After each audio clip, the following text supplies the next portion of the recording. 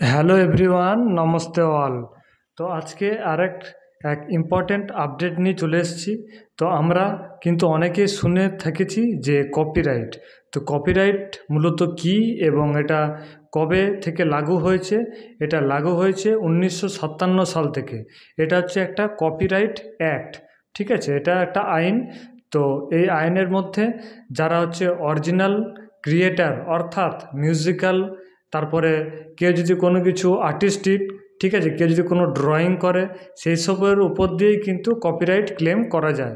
অর্থাৎ আপনি যদি কোনো কিছু ক্রিয়েট করেন, আপনার যে ক্রিয়েটিভিটি আছে সেই ক্রিয়েটিভিটি কেউ যদি নকল না করতে পারে, বা আপনার যা ব্র্যান্ড আছে সেই ব্র্যান্ড যাতে কেউ না ইউজ করতে পারে আনঅথরাইজভাবে, সেগুলোর জন্যই কিন্তু এই কপিরাইট অ্যাক্ট এনেছেন। ঠিক আছে, 1957 সালে প্রথম কিন্তু কপিরাইট অ্যাক্ট চালু হয়েছে।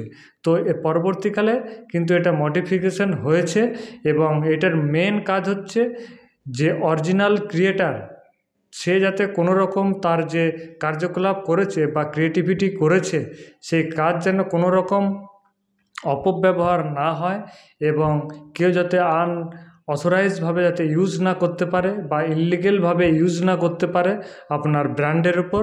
তো মূলত এই কারণেই কপিরাইট অ্যাক্ট এসেছে। তো এরকম ছোট ছোট আপডেট পেতে গেলে অতি অবশ্যই আমার চ্যানেলটিকে লাইক এবং শেয়ার করবেন, এবং ভালো লাগলে সাবস্ক্রাইব করবেন। Thank you.